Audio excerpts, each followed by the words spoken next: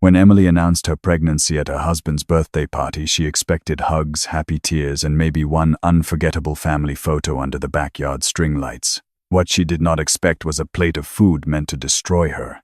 And by the end of that night, the woman who had hated her for years would finally expose exactly how far jealousy could go.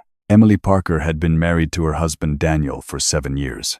They lived in a quiet Ohio suburb where people waved from driveways, neighbors brought casseroles after surgery, and family birthdays were celebrated with folding chairs, barbecue smoke, paper plates, and kids running barefoot through the grass. Emily loved that life. She loved Daniel's calm voice, the way he never raised it unless someone pushed him past reason, and the way he made their son Mason feel like the safest boy in the world.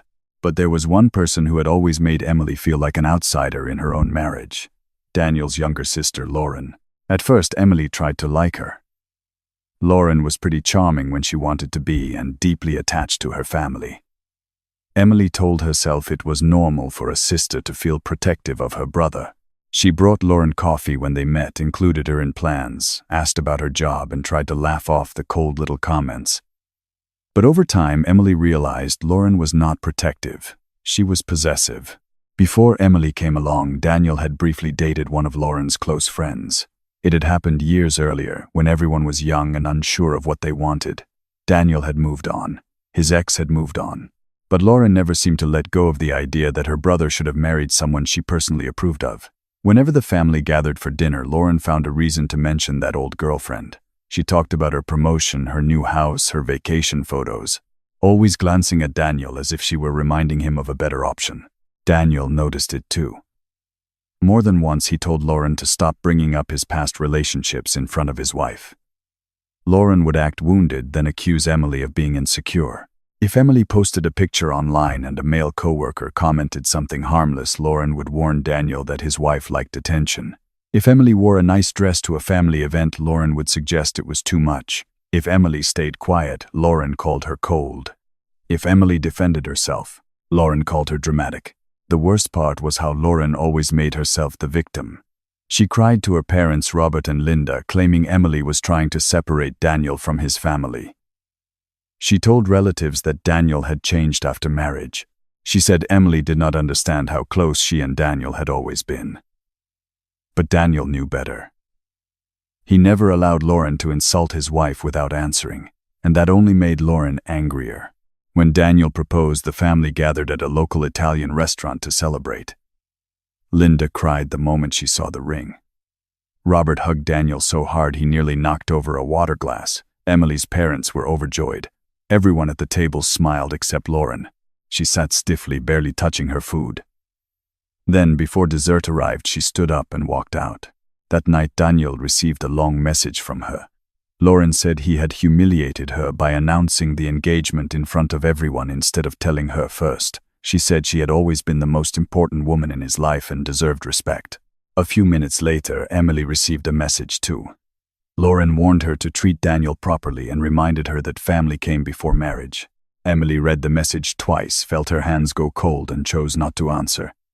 She had no interest in feeding Lauren's drama. Wedding planning made everything worse. Lauren criticized the flowers, the bridesmaid dresses, the menu, and even the music. Emily wanted a soft, romantic spring wedding with blush, pink ivory, and champagne colors. Lauren said it looked cheap. Emily chose simple candle centerpieces with eucalyptus and white roses. Lauren said Daniel deserved something more elegant. She joined dress shopping only to make faces at every gown Emily liked. She came to the bridal shower and spent half the afternoon whispering that Emily was trying too hard. The final argument happened in Linda's kitchen. Emily was sitting at the table with Linda looking over seating arrangements when Lauren walked in and started mocking the wedding plans again. She said Emily had no taste. She said Daniel's ex would have planned a better event. Then she said with a little smile that some women married into good families and immediately lowered the standard. For years, Emily had swallowed the comments. That day, she could not. She looked Lauren directly in the eye and told her she was no longer welcome at the wedding unless she could respect the marriage. The room went silent. Lauren stared at her as if no one had ever challenged her before. To Emily's surprise, Linda did not defend her daughter. She simply told Lauren that Emily had been patient long enough. Daniel supported Emily completely. He told Lauren she could attend only if she apologized and behaved like an adult. After days of crying and angry calls, Lauren finally sent a short apology. It sounded polished, not sincere, but Emily accepted it because she did not want the wedding remembered as a family war. Lauren came to the wedding in a black floor-length dress and a small black veil. Everyone else followed the soft pastel dress code. Lauren looked like she had arrived for a funeral. During the reception, she moved from table to table, telling relatives she felt like she was losing her brother. When Daniel confronted her, she accused Emily of controlling him. By the end of the night, Robert and Linda asked Lauren to leave. After that, Emily stopped pretending. When Mason was born, Emily made it clear Lauren would not be around him without supervision. Daniel agreed. His parents understood. For a while, Lauren stayed away, angry but quiet. Then 2 years later, Lauren suffered a miscarriage with her boyfriend James, and the whole family softened toward her. Emily did too. She knew grief could break a person in ways no one could see. So when Lauren slowly returned, Emily allowed it. She let her visit Mason. She invited her to family dinners. She tried to believe Lauren had changed. For a short time, Lauren seemed kinder, softer, almost sorry. But Emily would soon learn that Lauren had not changed at all. She had only learned how to smile while waiting for another chance. For a few months, Emily believed Lauren had finally changed. After years of cold looks, cruel comments, and family tension, Daniel's younger sister started acting softer. She brought small toys from Mason, helped Linda set the table during Sunday dinners, and even asked Emily polite questions about work and motherhood. It was not friendship, but it was peaceful. And after everything Lauren had done, peace felt like enough. Then Lauren married James. The wedding was small and traditional, with a church ceremony, a rented reception hall, white tablecloths, chicken dinners, a country playlist, and relatives taking photos beside the dessert table. Emily and Daniel attended with Robert and Linda. Emily wore a simple navy dress, smiled warmly, and congratulated Lauren like nothing ugly had ever happened between them. For one day, Lauren behaved. She looked happy, almost relieved, as if marriage had finally given her something of her own. But less than 6 months later, Lauren showed up at Emily and Daniel's front door with a suitcase. She said her marriage was falling apart. James worked too much. James did not listen. James made her feel alone.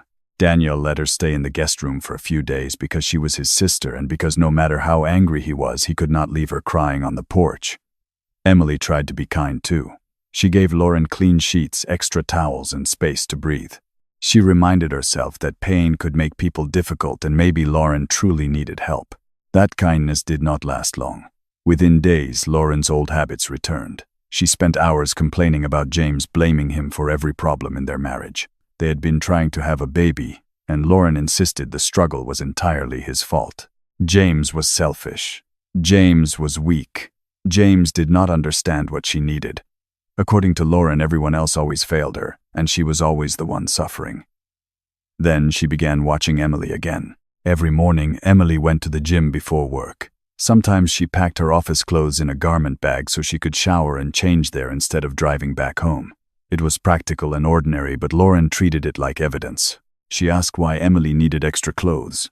She asked why she showered somewhere else. She asked why a married woman cared so much about staying fit. Emily answered calmly. She liked feeling healthy. She did not want to arrive at work sweaty. It saved time. Lauren nodded, but Emily could see her mind working behind her eyes, turning normal details into something darker. The accusation came one Saturday at Robert and Linda's house. Linda had invited everyone for lunch after helping with a church food drive. The kitchen smelled like roasted chicken, mashed potatoes, green beans, and warm rolls. Mason colored at the kids' table while Daniel and James talked about baseball. Everything felt normal until Linda mentioned a woman from her book club who was getting divorced after discovering her husband had cheated. Lauren suddenly turned to Daniel and asked if he and Emily had ever signed a prenup. The table went silent. Daniel told her no. He said he and Emily trusted each other, both worked, and had never needed one. Lauren laughed softly and said trust was sweet until someone got blindsided. Emily set down her fork and asked what she meant. Lauren leaned back like she had been waiting for that question. She said she was only protecting her brother. Emily was always leaving early with extra clothes, showering somewhere else, and pretending it was about the gym. She said any woman could hide behind a workout bag. Then she told Daniel he deserved to know if his wife was meeting another man before she took half of everything. Daniel's face changed. His voice was low when he told Lauren to stop talking. But Lauren kept going. She lifted her hands like she was innocent and said she was only asking questions.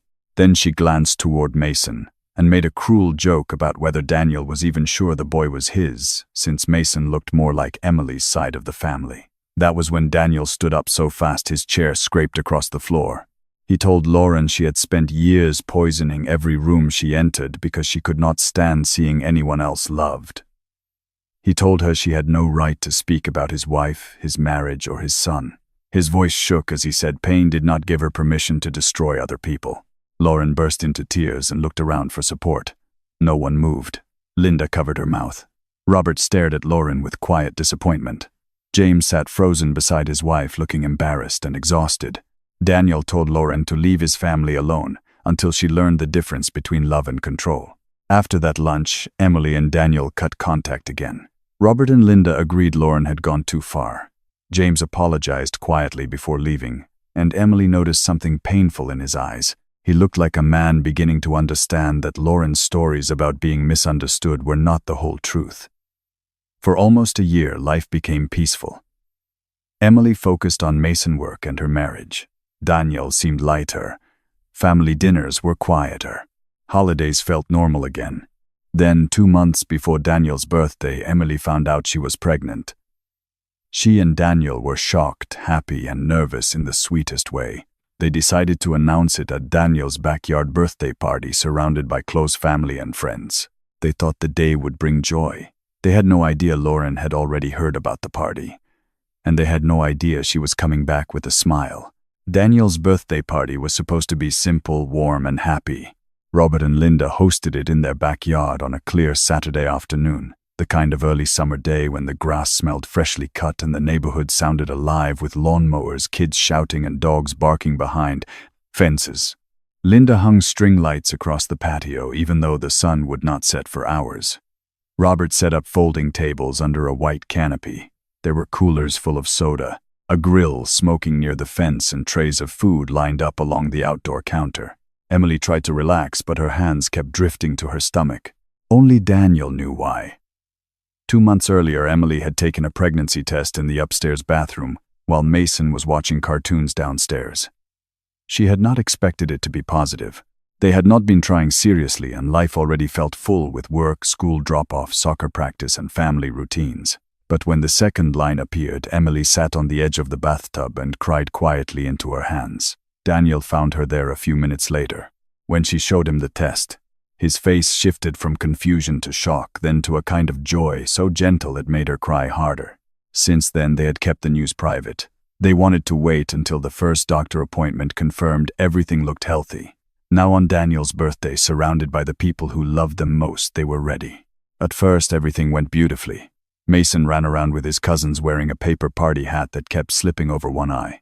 Daniel's co-workers laughed near the grill. Emily's parents arrived with a homemade chocolate cake because her mother believed store-bought cake was only acceptable in emergencies. Linda hugged Emily a little too long, as if she already suspected something. Robert kept teasing Daniel about getting older, even though Daniel insisted 36 was not old. Then Lauren walked through the side gate. Emily saw her before Daniel did. Lauren wore a pale blue sundress, her hair curled softly, her makeup careful but not dramatic. She carried a gift bag in one hand and smiled as if she had not spent the last year cut off from everyone. For a moment the backyard seemed to shrink. Emily felt Daniel's hand find hers. Lauren went straight to Daniel and hugged him before he could decide whether to step back.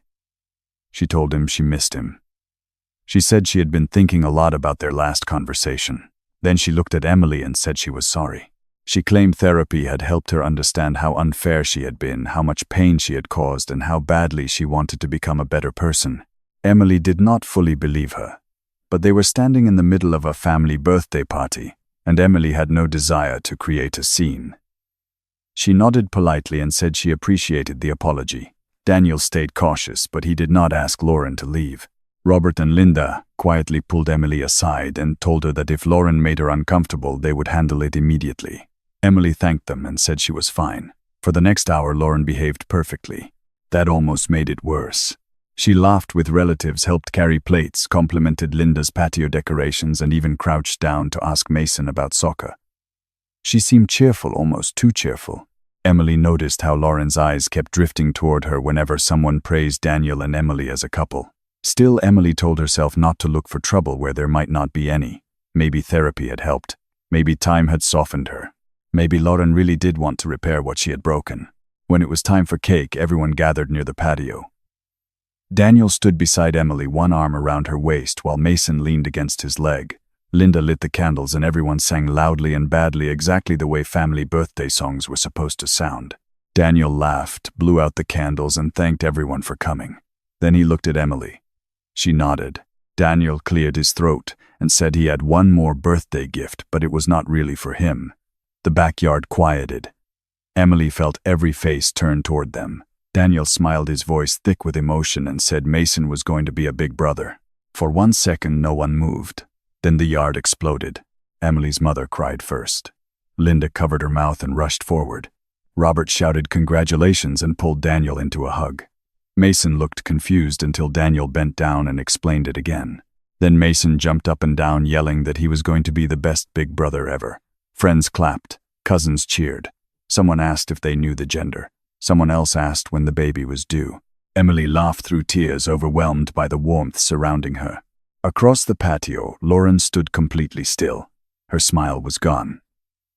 Emily noticed it only for a moment before another relative hugged her. When she looked again, Lauren had turned away, pretending to adjust something on the food table. Emily felt a small chill move through her, but she pushed it aside. This was Daniel's day. This was their family's joy. Lauren would not ruin it. A little later, while Emily sat in a patio chair and everyone insisted she should not lift a finger, Lauren approached with a plate of food. Her smile had returned, bright and sweet. She said she wanted to bring Emily lunch herself. She said she was truly happy about the pregnancy and wanted to make up for every cruel thing she had done in the past. Emily hesitated, then accepted the plate to avoid awkwardness. Lauren told her to enjoy it, touched her shoulder lightly, and walked away. Emily looked down. There, beside the pasta salad and grilled vegetables, was a pile of shrimp. Her stomach tightened. Emily was severely allergic to shrimp. Everyone close to the family knew it. Daniel knew it. Linda knew it. Even Lauren knew it because Emily had mentioned it many times at family dinners. Emily stared at the plate, confused and uneasy. Before she could stand to throw it away, James walked over to congratulate her. He noticed she was not eating and asked if she felt sick. Emily forced a small smile and said Lauren must have forgotten about her allergy because the plate had shrimp on it. James laughed softly and said he loved shrimp. He offered to take the plate so it would not go to waste, and Emily, distracted by the party and still unsettled, let him. 5 minutes later, James dropped the fork. Then he grabbed his throat. At first, no one understood what was happening. James coughed once, then twice, then pushed back from the patio table so hard the chair tipped behind him. His face changed color. One hand clutched his throat, while the other knocked over a cup of iced tea. The party music was still playing softly from the speaker near the grill, but the backyard had gone silent except for James struggling to breathe. Lauren screamed his name. Daniel moved first. He rushed to James and lowered him carefully to the ground while Robert shouted for someone to call 911. Linda grabbed Mason and pulled him away from the patio. Emily stood frozen, her hands pressed protectively over her stomach, watching the plate she had almost eaten slide across the table as James collapsed beside it. Within minutes, the backyard turned into chaos. Someone was on the phone with emergency services. Someone else tried to clear space near the gate for the ambulance. Lauren was sobbing so loudly that Daniel had to tell her to move back so James could get air. Emily's father guided frightened guests away from the patio while her mother held Emily by the shoulders and kept repeating that she needed to sit down. The ambulance arrived fast, but to Emily it felt like an hour. Paramedics rushed through the side gate with a stretcher and medical bags. They asked what James had eaten, whether he had allergies, whether he had taken medication, whether anyone knew what was on the plate. Everyone spoke at once. Lauren kept crying that James had been fine a few minutes earlier. Daniel pointed to the food. Emily could barely speak. When the ambulance pulled away, Lauren climbed in with James. Her face was wet with tears, but before the doors closed, she looked straight at Emily. It was not grief in her eyes. It was accusation.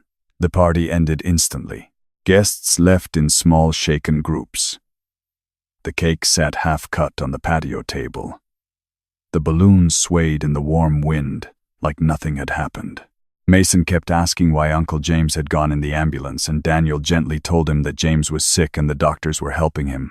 Emily went inside and sat on Linda's couch, unable to stop trembling. Later that evening, Daniel received a call from the hospital. James had been stabilized, but doctors believed he had ingested something dangerous.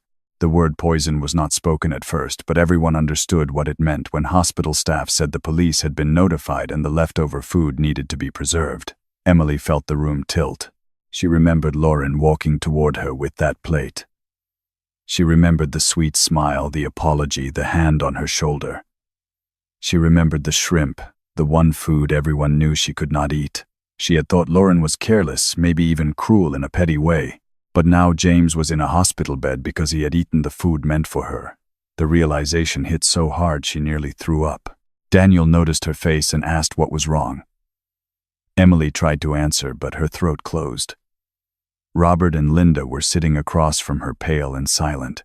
Emily knew that if she said the words out loud, nothing in their family would ever be the same again. Finally, she told them. She explained that Lauren had personally brought her the plate. She said the plate had shrimp on it, even though Lauren knew about her allergy. She told them James had offered to take it because he liked shrimp and did not want the food wasted. Then Emily whispered what she had been trying not to think, that if James had not eaten it, she would have been the one in the ambulance. Maybe her unborn baby too. Daniel stood up and walked across the room, both hands locked behind his head. For a moment he said nothing. Then he turned, and Emily saw a kind of rage in his face that frightened her, not because it was aimed at her, but because it had nowhere safe to go. Linda began crying quietly. Robert's expression hardened. Robert said they needed proof before accusing anyone, especially their own daughter. Then Linda suddenly looked toward the hallway and remembered the security cameras. Robert had installed them around the house after a string of porch thefts in the neighborhood. One camera faced the driveway. One faced the side gate. One covered most of the backyard and patio.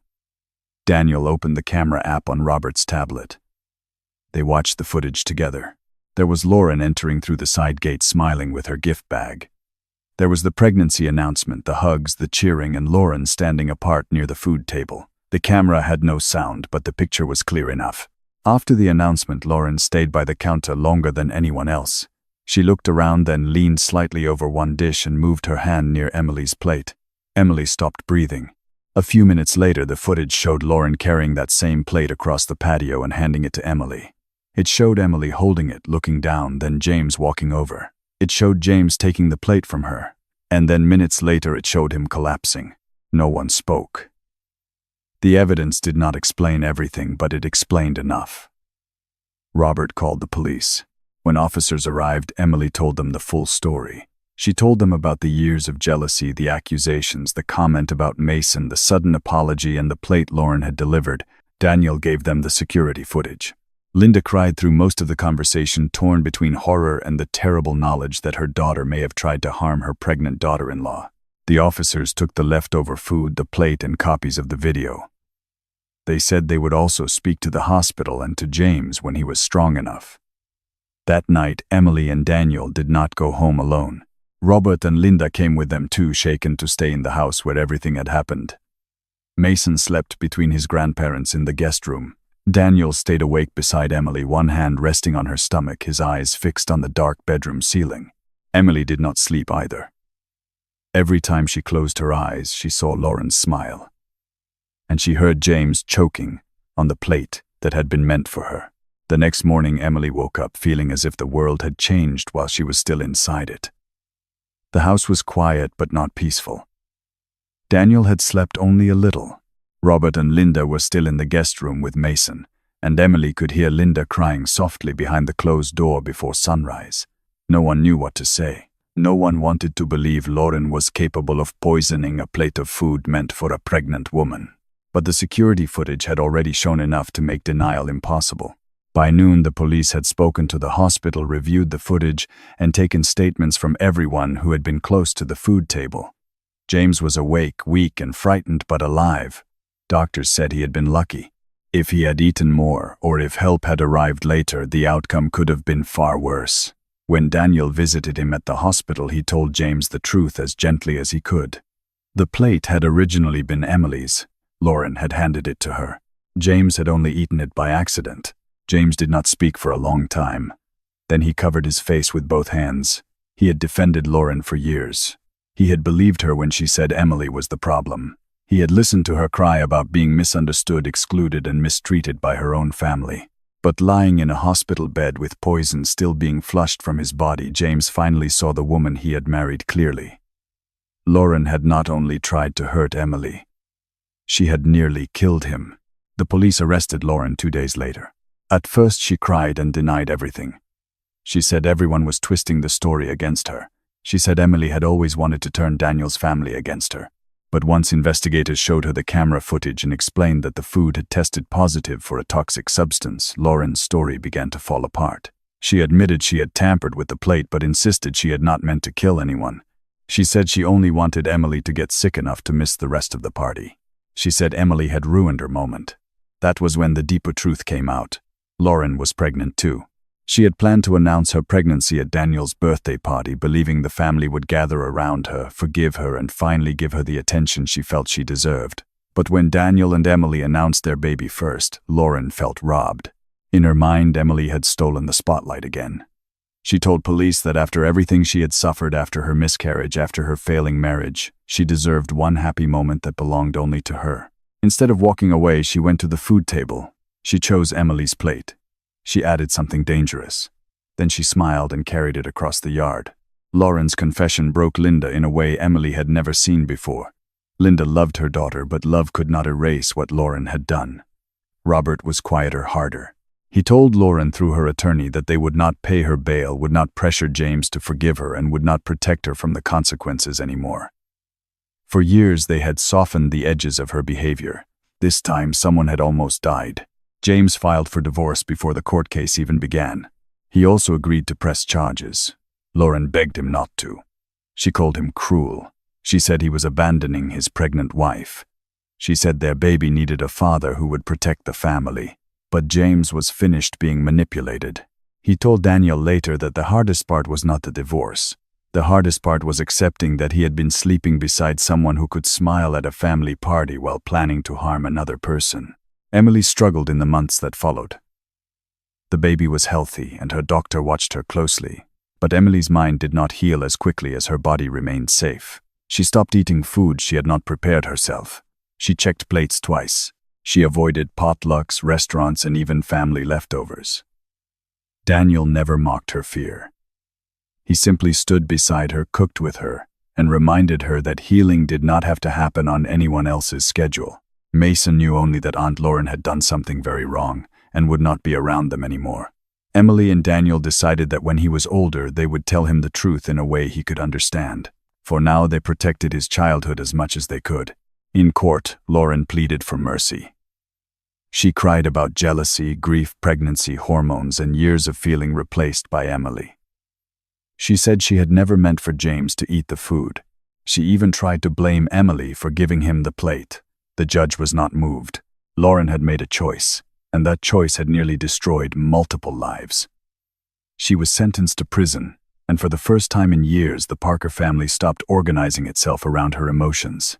Months later, Emily gave birth to a healthy baby girl. They named her Grace. When Daniel placed their daughter in Emily's arms, the fear and pain of the past year did not vanish, but something brighter entered the room. Mason climbed carefully onto the hospital bed, looked at his baby sister, and whispered that he would protect her forever.